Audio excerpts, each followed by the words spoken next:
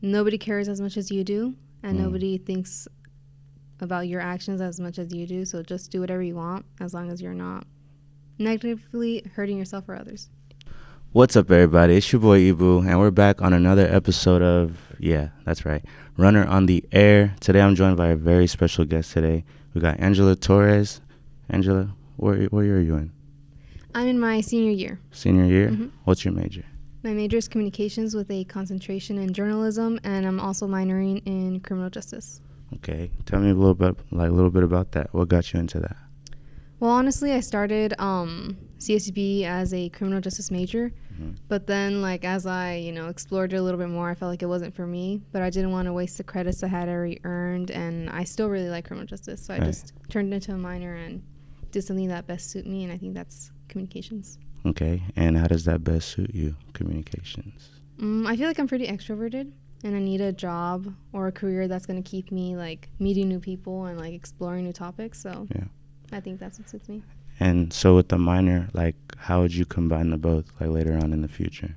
I mean, if I could, I'd want to maybe later on when I'm a little bit more professional, write about crime or reports, Okay. like how they do in newspapers and they do crime reports. Yeah, and those stories need to be told because I feel like, especially the positive side of it, because there's a lot of negative in this world, but letting people know the awareness and telling people, hey, this is what's going on in the community, that's important. Yeah, I definitely think that's important.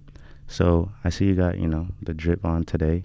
I got mine too. Real quick, shout out this October. So to all the breast cancer survivors, I got my little thing on. We love you. We're there for you. And as a member of humanity, we're always with you. But Angie, you got on some drip today. Fashion sense. Talk to me. Where do you get your fashion style from? If I'm being honest, I just keep up with trends. And then whatever trend is going on, I just try to make it best suit me. Okay. So I don't know what this is going to give, but I feel like I start exploring more of skirts and mid skirts. Okay. So that's what I'm doing. All right. And then taking the trend and making it into your own style. What have you seen throughout the years, how, trends have changed and with fashion? I feel like in high school, at least in my high school experience, high-rise jeans were really in. Yeah, and then I don't know where it turned into mom jeans, and then after COVID, it turned into low-rise baggy. So okay. Now we're all wearing low-rise again. Yeah, that's true. That's true. And in terms of fashion itself, what's your favorite thing about fashion? Is it getting ready? Is it the final product?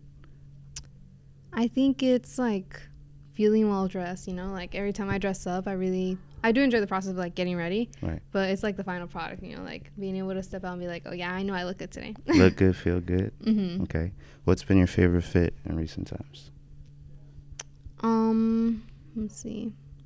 I think I've really been into jean jackets again, denim. Ooh, denim. And I've been into denim on denim, so really matching the baggy jeans with a good denim jacket. Yeah, that'll be fire. Yeah. And then you said growing up in high school. Where did you go to high school? I went to Shafter High. Shafter High. How was that? It was fun. Yeah. I mean, just high school. Yeah.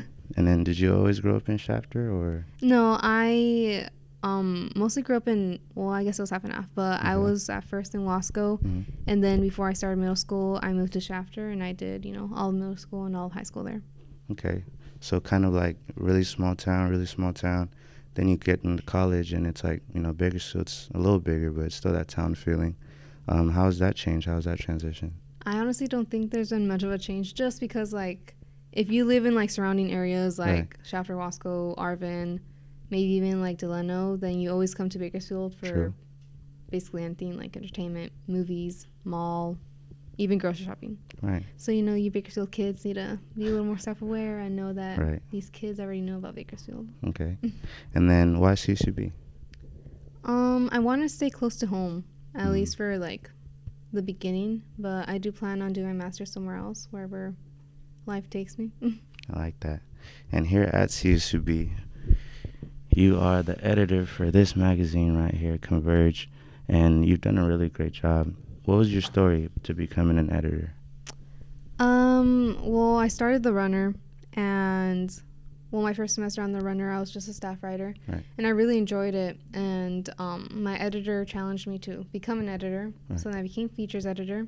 And I really liked that. And I was going to do features again, but they needed someone for the magazine. And I thought I should challenge myself a little more and try to do something. Right. Because it's a whole production. It's different than just creating for the newspaper on a section. Absolutely. It's a whole, you know, pictures and stories and themes. What's some like the hardest things about like putting a magazine together? I don't think people really understand it. It takes work. I think designs, definitely, like creating something that doesn't seem bland. Right. Yeah. Like, I think my goal for each Converge is to make it entertaining and make it like something creative that students can pick up and not be, you know, stuck in that school mindset. Right. Yeah.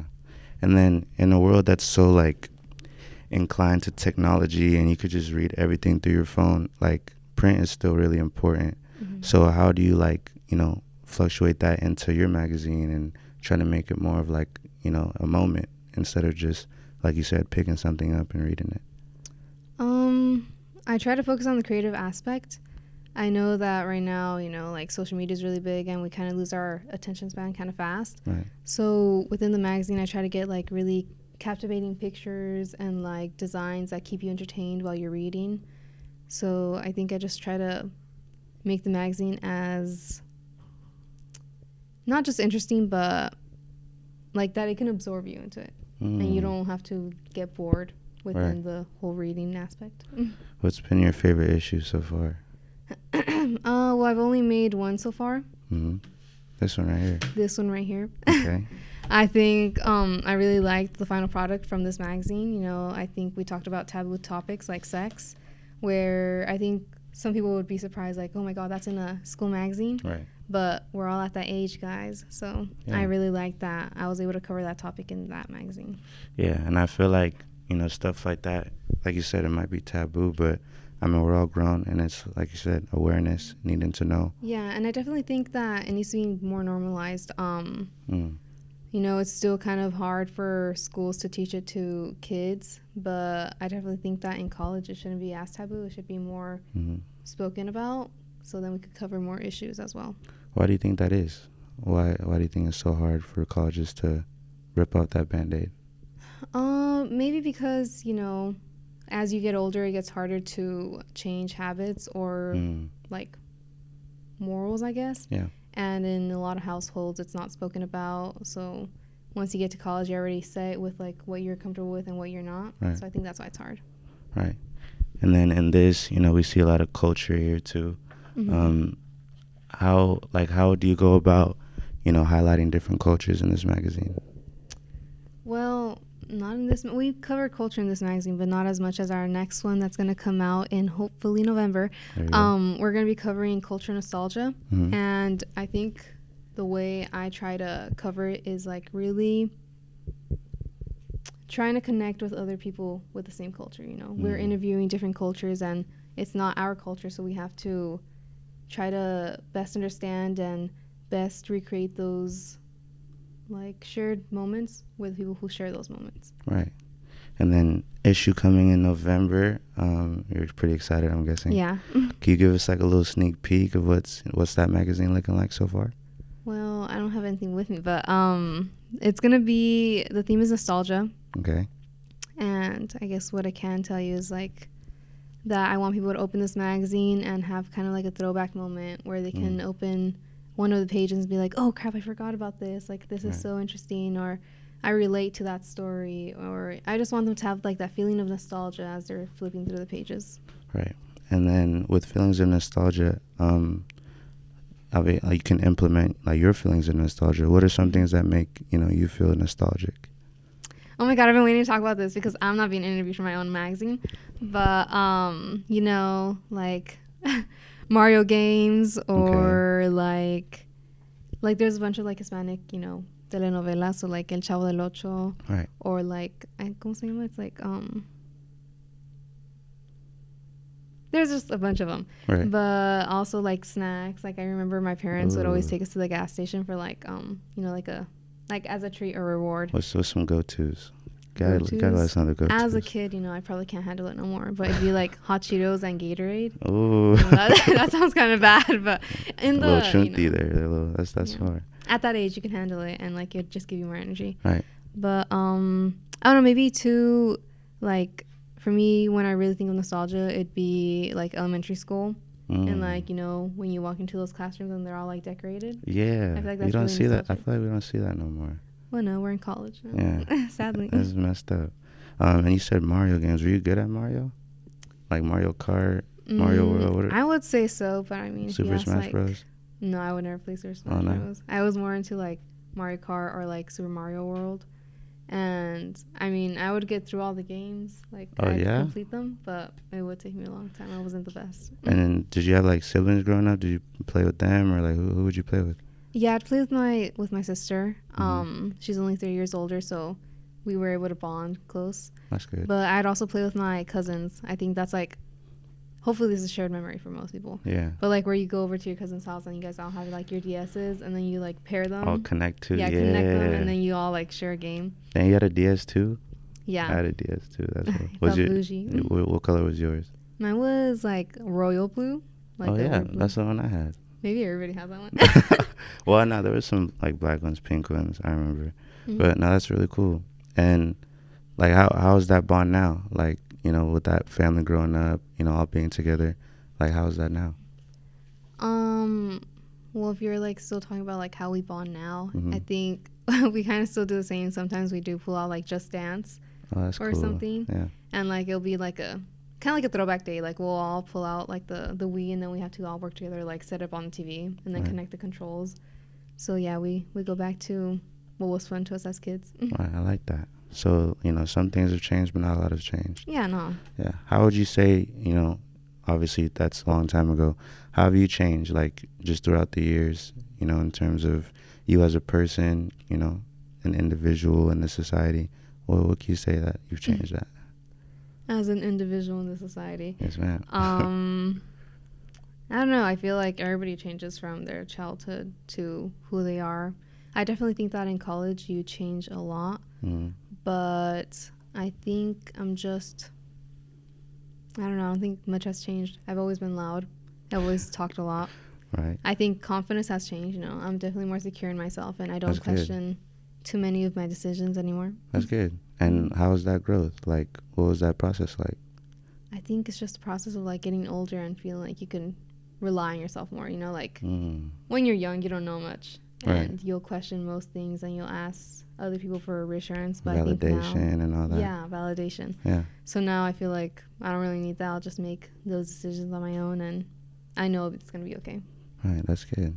And then going forward, like post-graduation, I know we've talked about some career goals, but what are you looking forward to now that you're in your last, you know, you're at CSUB? I'm looking forward to doing a master's program. Okay. I've always wanted to do my master's regardless of what I went into. Right. So that's still the plan, you know. I'm looking forward to living somewhere, not that there's anything wrong with Bakersfield, but, you know, live somewhere new. You know, like, it's always refreshing to go somewhere new and explore. So I'm looking forward to that. Any, like, spots in mind, like, new locations? Like beach cities? Yeah, or like Bay Area. Bay Area? Why Bay Area? I don't know. It just seems like nice thought of it, you know? Yeah. We live in a valley. We don't, I mean, the beach isn't too far, but it's not like something you get to be around. So I think it'd be a change of scenery and something that would get me excited. That's cool. That's really cool. So I want to jump just right back to the magazine just for a little bit. Page design. What's your, like, influence behind the page design of everything? Sorry, I feel like I haven't seen the magazine in so long. Honestly, when designing pages, I let my staff design however they like. Right. Because I know some magazines color coordinate. They choose certain colors that you stick to. Right. But I would want them to represent their design with their story. And nobody knows the story best than they do themselves. The person that's writing it. Yeah, so with each page, I don't care much if it doesn't coordinate. I just care that when someone opens it and they're reading it, they understand the design and the story are connected. It's not just two separate things. Right. So, but maybe for like this next issue, you know, we're going to be focusing on nostalgia, so it'll be a lot more colorful and I think our staff is gonna really be trying to like make things a lot more childish or kid-like. Right, yeah. And is it gonna be like, so say like I see like some restaurant stories, some features. Is it gonna be like, things you go to as a kid, or like people you looked up to back then, or how's that gonna be? Well, I mean, in the magazine we try to cover, the broad topic of Kern County. Okay. So the restaurants are still gonna remain the same. It's just gonna be features and like recognizing our supporting our local business people. Local business, yeah. Yeah, so that's gonna remain the same, but we're gonna try to connect with others' nostalgia. So our stories are gonna be about, the 2000s or like the 90s and like what was fun back then. I don't know if that answers your question. I kind of got lost. Oh yeah, that does. Okay. And then speaking of 2000s and the 90s, and like tying back into the fashion, like, would you say like that was like the golden era for fashion, as people would say? The baggy jeans, the white tees, the big chains. I think every time goes by, people will be like, "Oh, that was the golden era. Oh, that was the golden era." Yeah, like, but there was something ugly in each era. I mean, what like some stuff you didn't like about that era that was ugly? Like the 70s, they're like button-up shirt patterns. Oh, the bell bottoms, is that? Yeah, I mean, the bell bottoms weren't horrible, but they weren't great either. But like, we all have different opinions. People are gonna be like, "Oh my God, the 70s was like gold time of that." But who knows? Maybe in 10 years, they're gonna be like, "Oh my God, do you guys remember the 20s?" Yeah. I was gonna ask too, like, how do you think it's gonna change? Because I feel like nowadays, like, fashion is honestly, it's subjective. It's become way more subjective. It's like you said earlier, like, people see trends, but they put their own twist on it. So what do you think that's going to look like 10, 15 years from now? You think, people are going to go back to the 10s, the 2000s, or you think it's just going to keep being more subjective? Sometimes I have this thought that everything that was going to be made is already made. Whoa. And now we just kind of take something from this and take something from that, and we mix it and call it a new fashion sense or fashion style. Now we're just catching up to that. Yeah, so I think it's just going to remain the same, Right. Maybe this is going to go out of fashion. Like, I don't know, long skirts is going to be ugly again, and they're going to go back to, like, mini skirts, and then it's going to come back later on. Right. And then do you think, like, growing up here in California, does that definitely affect your fashion sense, or would it not affect it at all? Honestly, I feel like California is always a little bit warm. And personally, winter is my favorite because I love, like, the clothes that you get to wear with that. So I guess that affects my fashion sense. I mean, if I could, I'd be wearing, like, I'd be layering a lot every day, like denim jacket and So you would love the East Coast. Yeah. Definitely. I guess I'm going back to that. Have you ever been? Yeah, I mean. To the East Coast? Or where'd you visit? I feel like I visited most places in California. Is that what you're asking? No, the East Coast of the United States. Oh, no. Like New York, Boston. Cut that out, please. I can't look stupid on here. Next question. All right, so we're going to end this here with just some advice, because I feel like, you're very well spoken, and you okay? All right. Sorry. They're laughing. I have to. All right, Angie, we're going to end this here just with a little bit of advice. I feel like, you're very well spoken. You have obviously a good head on your shoulders, good direction. What would you say to people who are maybe, shy to try something new or just be themselves? Actually, I've been saying this a lot lately, but I would say nobody cares as much as you do, and nobody thinks about your actions as much as you do. So just do whatever you want, as long as you're not negatively hurting yourself or others. Right. I like that. Well, guys, this was Angela Torres. Be on the lookout for that November issue. What, do you know the date? Yeah, or just... Not yet, but mid-November, definitely keep an eye out. Okay. I will be promoting it, so follow Converge on Instagram. Follow Converge Magazine on Instagram. Keep an eye out for that November issue. And hey, guys, if you want to be on this chair next to me, like, subscribe, comment, share. Don't forget to click the link in the Instagram bio, sign up, and hey, we'll catch you guys on the next one. Deuces.